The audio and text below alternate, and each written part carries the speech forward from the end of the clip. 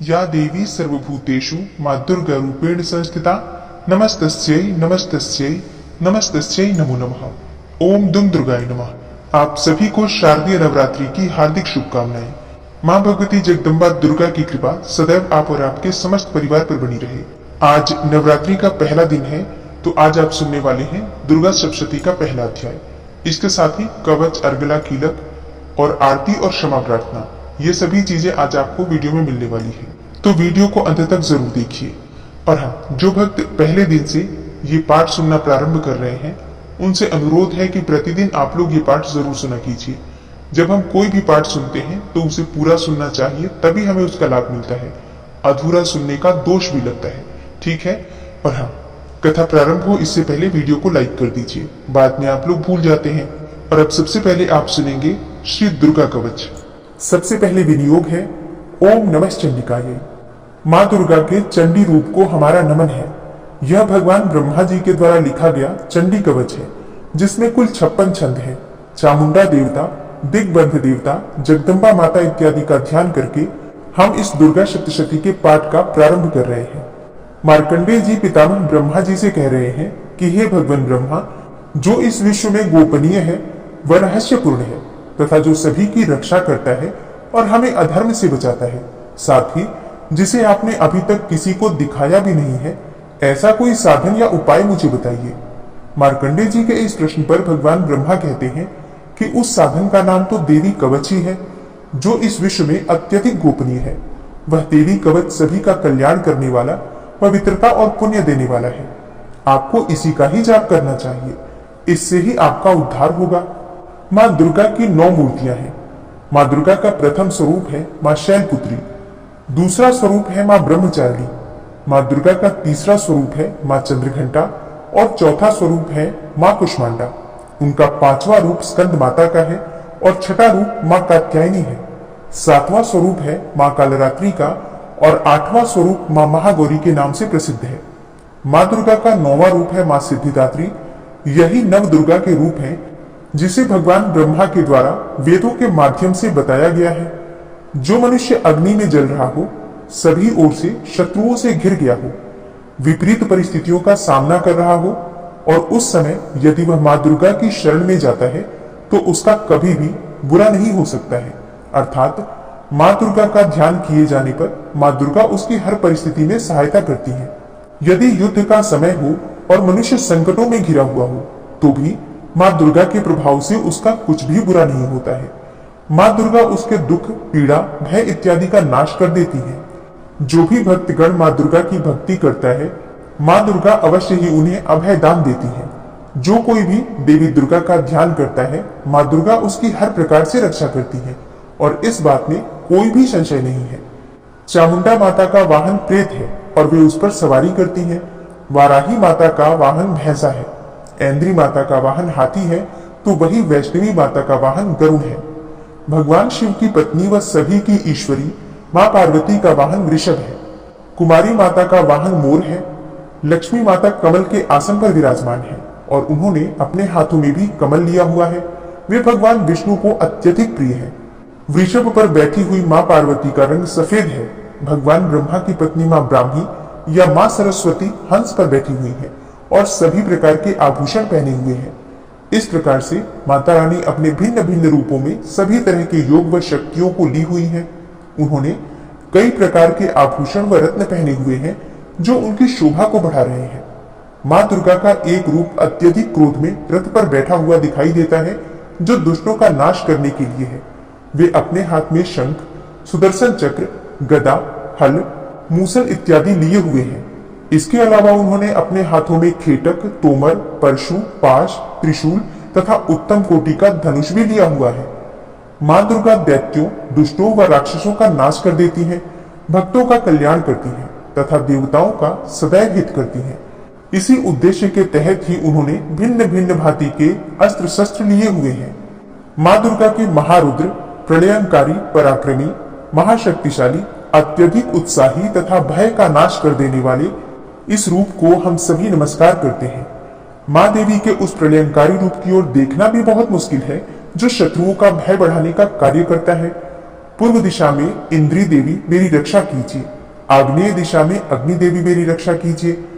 दक्षिण दिशा में वाराही माता, नैऋत्य कोण में खड़ग धारिणी मां, पश्चिम दिशा में वारुणी देवी और वायव्य कोण में मृगवाहिनी देवी मेरी रक्षा कीजिए।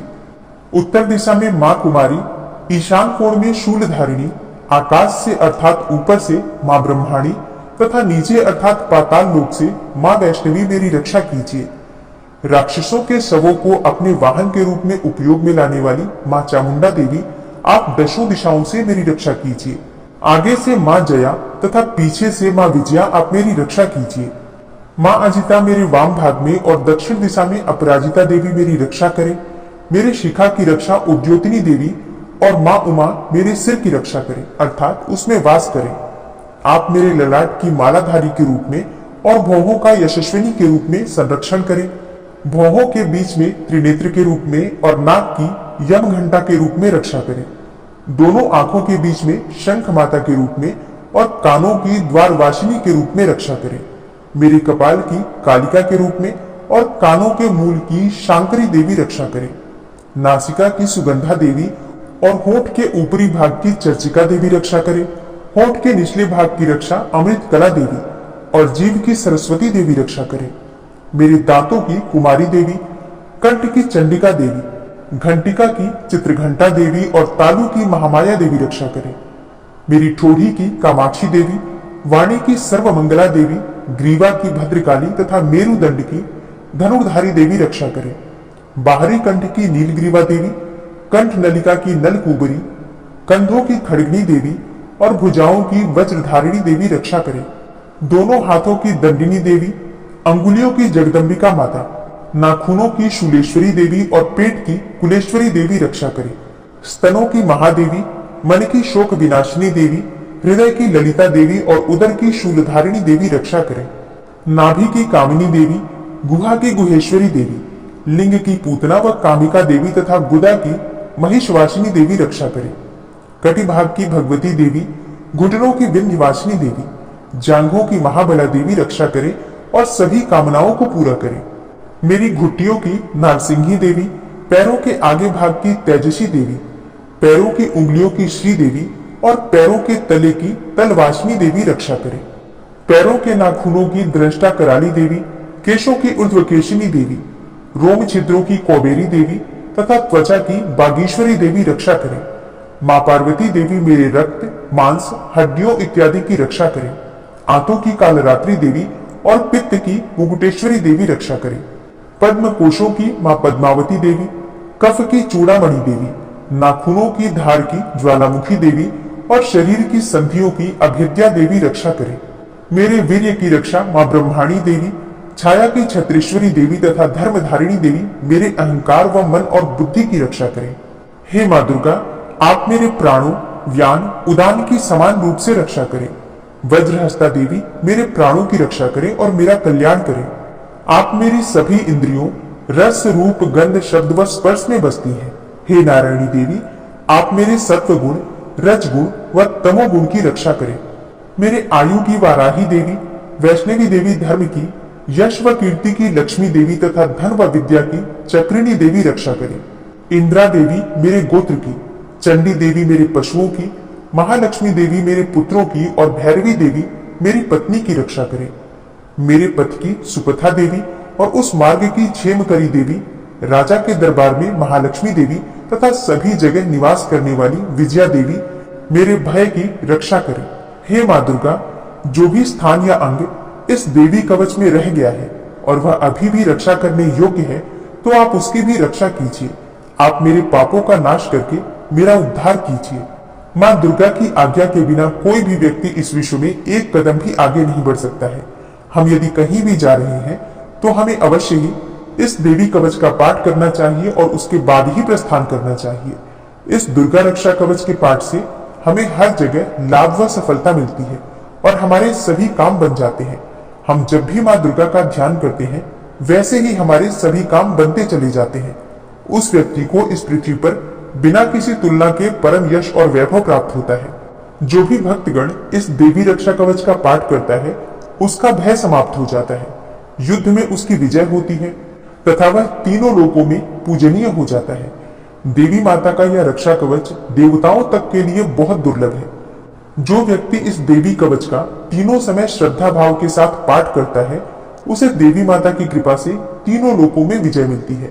वह अकाल मृत्यु के भय से दूर होता है तथा 100 वर्षों से भी अधिक समय तक जीवित रहता है। इस दुर्गा कवच के पाठ से व्यक्ति के शरीर में होने वाले हर तरह के रोग समाप्त हो जाते हैं। उसके शरीर में बनने वाला विष भी समाप्त हो जाता है तथा कोई रोग उसका कुछ भी बिगाड़ नहीं सकता है। जो भी मनुष्य इस दुर्गा रक्षा कवच को अपने हृदय में धारण कर लेता है, उस पर इस पृथ्वी पर होने वाले सभी तरह के अभिचारण मंत्र तंत्र का प्रभाव समाप्त हो जाता है। सभी तरह की डाकिनी शाकिनी अंतरिक्ष में रहने वाले अति शक्तिशाली व भयंकर डाकिन, भूत, पिशाच, यक्ष, गंधर्व, राक्षस, ब्रह्म राक्षस, वेताल, कुष्मांडा, भैरव इत्यादि सभी तरह की नकारात्मक शक्तियों के प्रभाव इस दुर्गा कवच के माध्यम से समाप्त हो जाते हैं। इस रक्षा कवच का पाठ करने वाले व्यक्ति राजा से सम्मान प्राप्त करता है और उसकी सुख संपत्ति में वृद्धि होती है। जो भी व्यक्ति इस देवी कवच का पाठ करता है, उसका हर जगह यश बढ़ता ही जाता है। और जो भी इस कवच का 7 बार जाप करता है, उसका वंश इस पृथ्वी के अंत तक रहता है। इसके पश्चात जब उसकी मृत्यु हो जाती है, तब वह माँ दुर्गा के आशीर्वाद से परम स्थान को प्राप्त करता है, जो देवताओं को भी अत्यंत दुर्लभ है। उसे महामाया का प्रसाद मिलता है और उसकी मुक्ति हो जाती है। वह माँ दुर्गा के आशीर्वाद से सुंदर रूप को धारण करता है और भगवान शिव के समान आनंद प्राप्त करता है। और अब पूरे भक्तिभाव से माँ दुर्गा का ध्यान करके अर्गला स्तोत्र का पाठ करते हैं। ओम नमः चंडिकाय। माँ चंडिका देवी को नमस्कार है। मार्कंडेय ऋषि जी कहते हैं, जयंती अर्थात सबसे उत्कृष्ट एवं विजयशालिनी, मंगला अर्थात अपने भक्तों के जन्म मरण आदि संसार बंधन को दूर करने वाली, मोक्षदायिनी मंगलदायी देवी, काली अर्थात प्रलय काल में संपूर्ण सृष्टि को अपना ग्रास बना लेने वाली देवी, भद्रकाली अर्थात अपने भक्तों के लिए ही भद्र अथवा मंगल स्वीकार करने वाली, कपालिनी अर्थात हाथ में कपाल तथा गले में मुंडमाला धारण करने वाली, दुर्गा अर्थात कर्म एवं उपासना स्वरूप दुस्साध्य साधन से प्राप्त होने वाली, क्षमा अर्थात अत्यंत करुणामय स्वभाव होने के कारण अपने भक्तों के सारे अपराध क्षमा करने वाली, शिवा अर्थात सबका कल्याण करने वाली, धात्री अर्थात संपूर्ण प्रपंच को धारण करने वाली, स्वाहा अर्थात स्वाहा रूप से यज्ञ भाग ग्रहण करके देवताओं का पोषण करने वाली, और स्वधा अर्थात स्वधा रूप से श्राद्ध और तर्पण को स्वीकार करके पितरों का पोषण करने वाली। इन नामों से प्रसिद्ध हे जगदम्बिके, तुम्हें मेरा नमस्कार है। हे देवी चामुंडे, तुम्हारी जय हो। संपूर्ण प्राणियों की पीड़ा हरने वाली देवी, तुम्हारी जय हो। सब में व्याप्त रहने वाली देवी, तुम्हारी जय हो। हे कालरात्रि, तुम्हें नमस्कार है। मधु और कैटब को मारने वाली तथा ब्रह्मा जी को वरदान देने वाली देवी, तुम्हें नमस्कार है। तुम मुझे रूप दो, जय दो, यश दो और काम क्रोध आदि शत्रुओं का नाश करो। महिषासुर का नाश करने वाली तथा भक्तों को सुख देने वाली हे देवी, तुम्हें नमस्कार है। तुम रूप दो, जय दो, यश दो और काम क्रोध आदि शत्रुओं का नाश करो। रक्त बीज का वध और चंडमुंड का विनाश करने वाली हे देवी, तुम रूप दो, जय दो, यश दो और काम क्रोध आदि शत्रुओं का नाश करो। शुंभ और निशुंभ तथा धूम्रलोचन का मर्दन करने वाली हे देवी, तुम रूप दो, जय दो, यश दो और काम क्रोध आदि शत्रुओं का नाश करो। सबके द्वारा वंदित युगल चरणों वाली तथा संपूर्ण सौभाग्य प्रदान करने वाली हे देवी, तुम रूप दो, जय दो, यश दो और काम क्रोध आदि शत्रुओं का नाश करो। हे देवी, तुम्हारे रूप और चरित्र अचिंत्य है। तुम समस्त शत्रुओं का विनाश करने वाली हो। तुम रूप दो, जय दो, यश दो और काम क्रोध आदि शत्रुओं का नाश करो। पापों को दूर करने वाली हे चंडिके, जो भक्ति पूर्वक तुम्हारे चरणों में सर्वदा मस्तक झुकाते हैं, उन्हें रूप दो, जय दो, यश दो और उनके काम क्रोध आदि शत्रुओं का नाश करो। रोगों का नाश करने वाली हे चंडिके, जो भक्ति पूर्वक तुम्हारी स्तुति करते हैं, उन्हें रूप दो, जय दो, यश दो और उनके काम क्रोध आदि शत्रुओं का नाश करो। हे चंडिके, इस संसार में जो भक्ति पूर्वक तुम्हारी पूजा करते हैं, उन्हें रूप दो, जय दो, यश दो और उनके काम क्रोध आदि शत्रुओं का नाश करो। मुझे सौभाग्य और आरोग्य दो, परम सुख दो। रूप दो, जय दो, यश दो और मेरे काम क्रोध आदि शत्रुओं का नाश करो। जो मुझसे द्वेष रखते हो, उनका नाश और मेरे बल की वृद्धि करो। रूप दो, जय दो, यश दो और मेरे काम क्रोध आदि शत्रुओं का नाश करो। हे देवी, मेरा कल्याण करो, मुझे उत्तम संपत्ति प्रदान करो। रूप दो, जय दो, यश दो और मेरे काम क्रोध आदि शत्रुओं का नाश करो। हे अंबिके, देवता और असुर दोनों ही अपने माथे के मुकुट की मड़ियों को तुम्हारे चरणों पर घिसते रहते हैं। तुम रूप दो, जय दो, यश दो और काम क्रोध आदि शत्रुओं का नाश करो। तुम अपने भक्त जनों को विद्वान, यशस्वी और लक्ष्मीवान बनाओ तथा रूप दो, जय दो, यश दो और उनके काम क्रोध आदि शत्रुओं का नाश करो।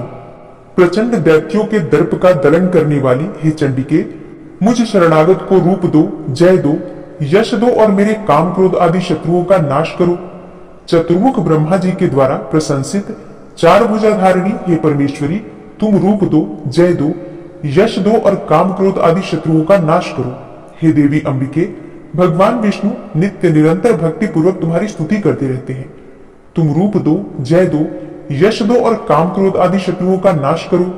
हिमालय कन्या पार्वती के पति महादेव जी के द्वारा प्रशंसित होने वाली हे परमेश्वरी, तुम रूप दो, जय दो, यश दो और काम क्रोध आदि शत्रुओं का नाश करो।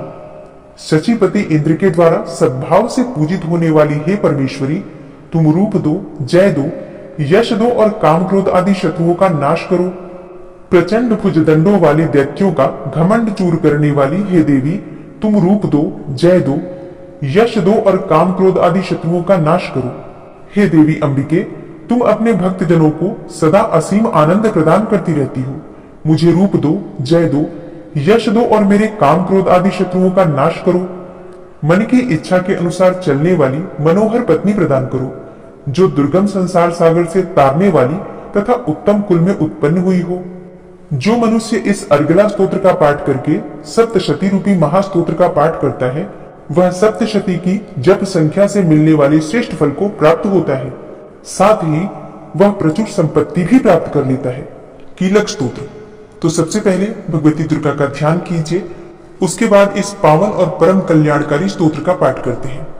ओम नमः चंडिकायै। मार्कंडेय ऋषि जी कहते हैं, चंडिका देवी को नमस्कार है।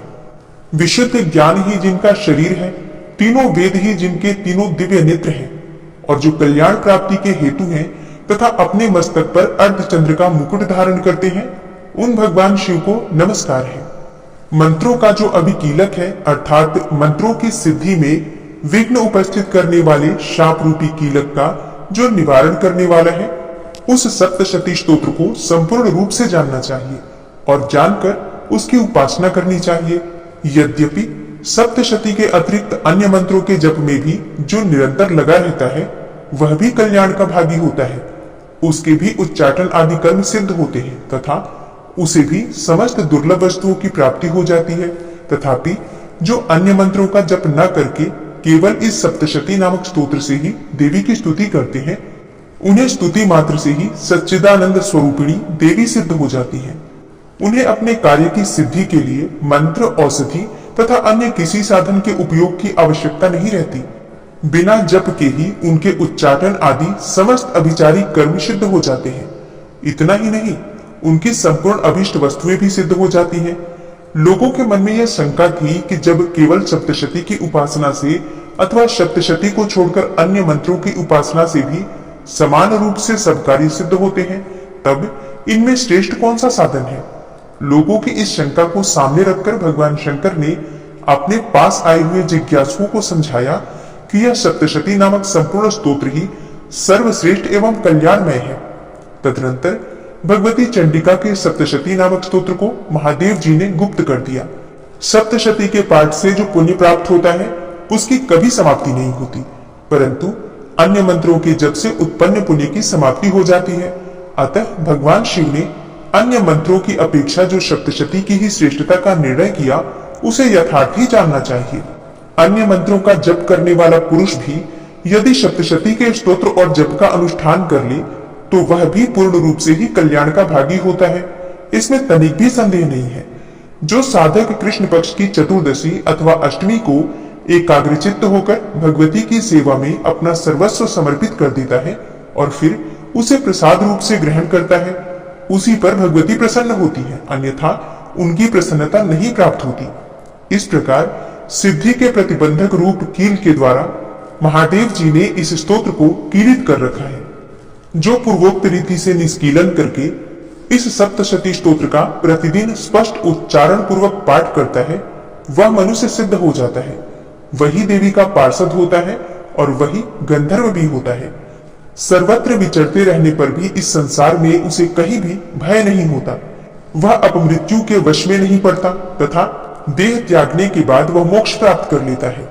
अतः कीलन को जानकर उसका परिहार करके ही सप्तशती का पाठ आरंभ करें। जो ऐसा नहीं करता उसका नाश हो जाता है। इसलिए कीलक और निष्कीलन का ज्ञान प्राप्त करने पर ही यह स्तोत्र निर्दोष होता है और विद्वान पुरुष इस निर्दोष स्तोत्र का ही पाठ आरंभ करते हैं। स्त्रियों में जो कुछ भी सौभाग्य आदि दृष्टिगोचर होता है वह सब देवी के प्रसाद रूप का ही फल है। अतः इस कल्याणमय स्तोत्र का सदा जाप करना चाहिए। इस स्तोत्र का मंद स्वर से पाठ करने पर स्वल्प फल की प्राप्ति होती है और उच्च स्वर से पाठ करने पर पूर्ण फल की सिद्धि होती है। अतः उच्च स्वर से ही इसका पाठ आरंभ करना चाहिए। जिनके प्रसाद से ऐश्वर्य, सौभाग्य, आरोग्य, संपत्ति, शत्रुनाश तथा परम मोक्ष की भी सिद्धि होती है, उस कल्याणमयी जगदम्बा की स्तुति मनुष्य क्यों नहीं करते। और अब मां भगवती दुर्गा का अपने मन में ध्यान करते हुए प्रथम अध्याय का श्रवण करते हैं। इस अध्याय में मेधा ऋषि ने राजा सुरथ और समाधि को भगवती की महिमा बताते हुए मधुकैटभ के वध का वर्णन किया है। ओम नमः चंडिकायै। मार्कंडेय जी बोले, सूर्य के पुत्र सावर्णी जो 8वें मनु कहे जाते हैं, उनकी उत्पत्ति की कथा विस्तार पूर्वक कहता हूँ, आप सब ध्यान पूर्वक सुने। सूर्य कुमार महाभाग सावर्णी भगवती महामाया के अनुग्रह से जिस प्रकार मनवंतर के स्वामी हुए वही प्रसंग सुनाता हूँ। पूर्व काल की बात है। स्वारोचिस मनवंतर में सुरथ नाम के एक राजा थे जो चैत्र वंश में उत्पन्न हुए थे। वे प्रजा का अपने औरस पुत्रों की भांति धर्म पूर्वक पालन करते थे। तो भी उस समय कोला विध्वंसी नाम के क्षत्रिय उनके शत्रु हो गए। राजा सुरथ की दंड नीति बड़ी प्रबल थी। उनका शत्रुओं के साथ संग्राम हुआ। यद्यपि कोला विध्वंसी संख्या में कम थे तो भी राजा सुरथ युद्ध में उनसे परास्त हो गए। तब वे युद्ध भूमि से अपने नगर को लौट आए और केवल अपने देश के राजा होकर रहने लगे। समूची पृथ्वी से अब उनका अधिकार जाता रहा, किंतु वहां भी उन प्रबल शत्रुओं ने उस समय महाभाग राजा सुरथ पर आक्रमण कर दिया। राजा का बल क्षीण हो चला था, इसलिए उनके दुष्ट, बलवान एवं दुरात्मा मंत्रियों ने वहां उनकी राजधानी में भी राजकीय सेना और खजाने को हथिया लिया। सुरथ का प्रभुत्व नष्ट हो चुका था, इसलिए वे शिकार खेलने के बहाने घोड़े पर सवार हो वहां से अकेले ही एक घने जंगल में चले गए। वहां उन्होंने विप्रवर मेधा मुनि का आश्रम देखा, जहां कितने ही हिंसक जीव अपनी स्वाभाविक हिंसा वृत्ति को छोड़कर परम शांत भाव से रहते थे। मुनि के बहुत से शिष्य उस वन की शोभा बढ़ा रहे थे। वहां जाने पर मुनि ने उनका सत्कार किया और वे उन मुनि श्रेष्ठ के आश्रम पर इधर उधर विचरते हुए कुछ काल तक रहे। फिर ममता से आकृष्ट चित्त होकर वहां इस प्रकार चिंता करने लगे, पूर्व काल में मेरे पूर्वजों ने जिसका पालन किया था वही नगर आज मुझसे रहित है। पता नहीं मेरे दुराचारी भृत्यगण उसकी धर्म पूर्वक रक्षा करते हैं या नहीं। जो सदा मद की वर्षा करने वाला और शूरवीर था, वह मेरा प्रधान हाथी अब शत्रुओं के अधीन होकर न जाने किन भोगों को भोगता होगा। जो लोग मेरी कृपा, धन और भोजन पाने से सदा मेरे पीछे पीछे चलते थे, वे निश्चय ही अब दूसरे राजाओं का अनुसरण करते होंगे। उन अपव्ययी लोगों के द्वारा सदा खर्च होते रहने के कारण अत्यंत कष्ट से जमा किया हुआ मेरा वह खजाना खाली हो जाएगा। ये तथा और भी कई बातें राजा सुरथ निरंतर सोचते रहते थे। एक दिन उन्होंने वहां विप्रवर मेधा के आश्रम के निकट एक वैश्य को देखा और उससे पूछा, भाई तुम कौन हो? यहाँ तुम्हारे आने का कारण क्या है? तुम क्यों शोकग्रस्त और अनमने से दिखाई देते हो? राजा सुरथ का यह प्रेम पूर्वक कहा हुआ वचन सुनकर वैश्य ने विनीत भाव से उन्हें प्रणाम करके कहा। वैश्य बोला, हे राजन, मैं धनियों के कुल में उत्पन्न एक वैश्य हूँ। मेरा नाम समाधि है।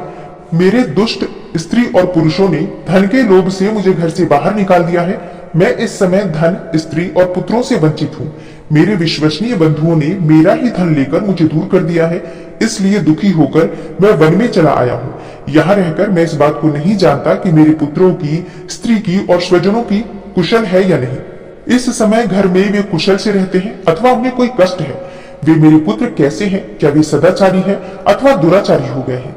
राजा ने पूछा, जिन लोभी स्त्री पुत्र आदि ने धन के कारण तुम्हें घर से निकाल दिया, उनके प्रति तुम्हारे चित्त में इतना स्नेह का बंधन क्यों है?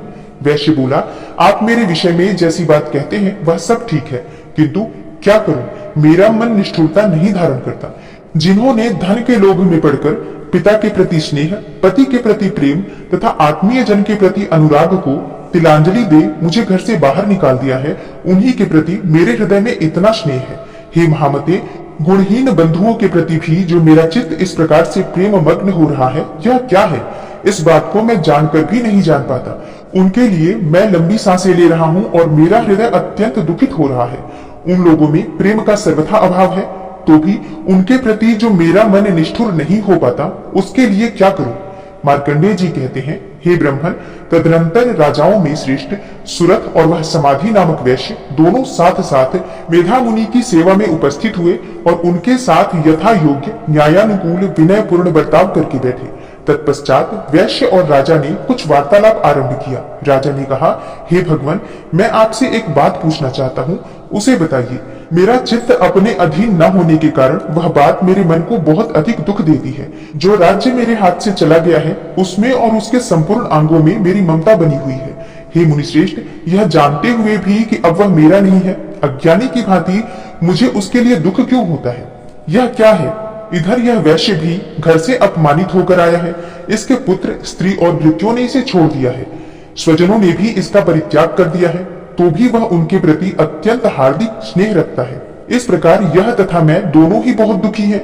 जिसमें प्रत्यक्ष दोष देखा गया है, उस विषय के लिए भी हमारे मन में ममता जनित आकर्षण पैदा हो रहा है। हे महाभाग, हम दोनों समझदार हैं, तो भी हम में जो मोह पैदा हुआ है, यह क्या है? विवेक शून्य पुरुष की भांति मुझमें और इसमें भी यह मूर्खता प्रत्यक्ष दिखाई देती है।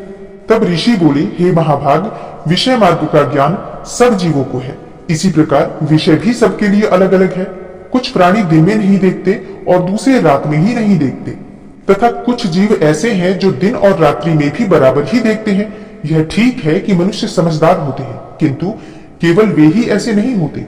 पशु, पक्षी और मृग आदि सभी प्राणी समझदार होते हैं। मनुष्यों की समझ भी वैसी ही होती है जैसी उन मृग और पक्षियों की होती है, तथा जैसी मनुष्यों की होती है वैसी ही मृग, पक्षी आदि की भी होती है। यह तथा अन्य बातें भी प्रायः दोनों में ही समान है। समझ होने पर भी इन पक्षियों को तो देखो, ये स्वयं भूख से पीड़ित होते हुए भी मोहवश बच्चों की चोंच में कितने चाव से अन्न के दाने डाल रहे हैं। हे नरश्रेष्ठ, क्या तुम नहीं देखते कि ये मनुष्य समझदार होते हुए भी लोभवश अपने किए हुए उपकार का बदला पाने के लिए पुत्रों की अभिलाषा करते हैं? यद्यपि उनमें समझ की कमी नहीं है, तथापि वे संसार की स्थिति, जन्म मरण की परंपरा बनाए रखने वाली भगवती महामाया के प्रभाव द्वारा ममतामय भंवर से युक्त मोह के गहरे गर्त में गिराए गए हैं। इसलिए इसमें आश्चर्य नहीं करना चाहिए।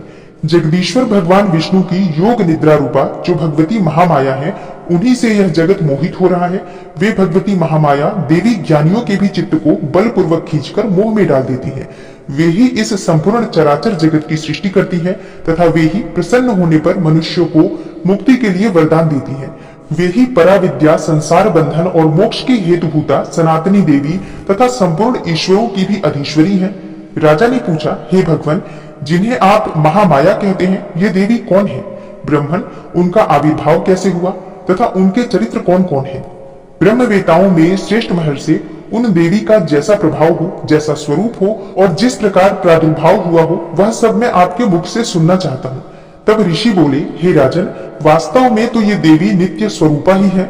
संपूर्ण जगत उन्हीं का रूप है तथा उन्होंने समस्त विश्व को व्याप्त कर रखा है। तथापि उनका प्राकट्य अनेक प्रकार से होता है, वह मुझसे सुनो।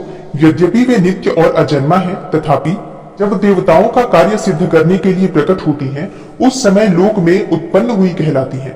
कल्प के अंत में जब संपूर्ण जगत एकार्णव में निमग्न हो रहा था और सबके प्रभु भगवान विष्णु शेषनाग की शैया बिछाकर योग निद्रा का आश्रय ले सो रहे थे, उस समय उनके कानों के मैल से दो भयंकर असुर उत्पन्न हुए, जो मधु और कैटभ के नाम से विख्यात थे।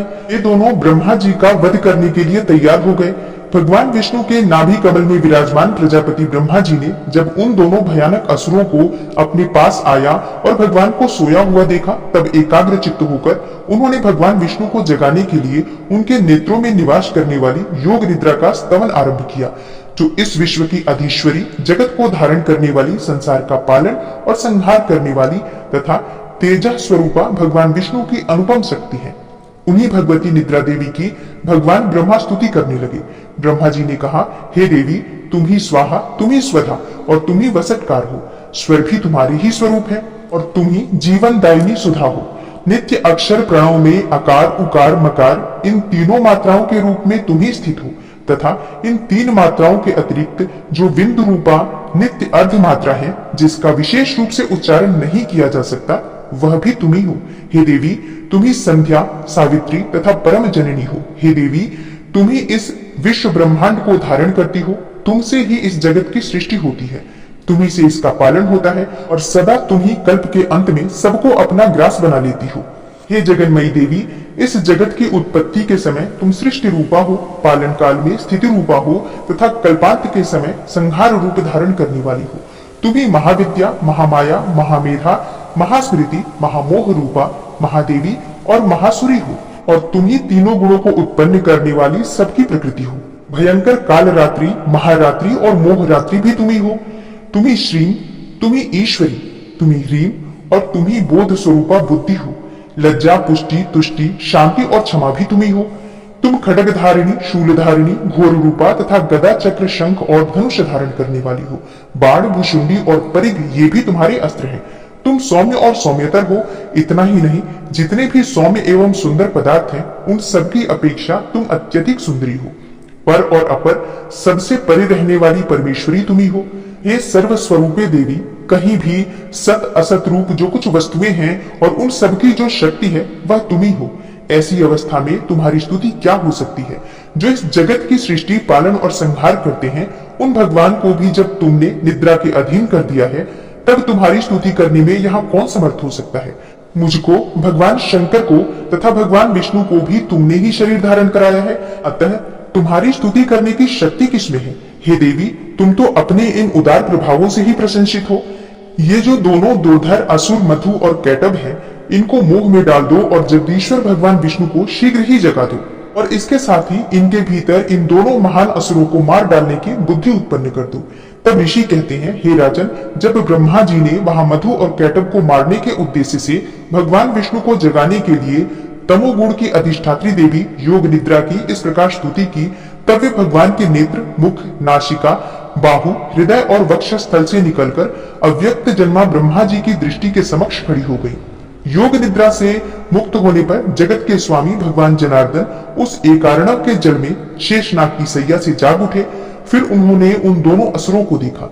वे दुरात्मा मधु और कैटब अत्यंत बलवान तथा पराक्रमी थे।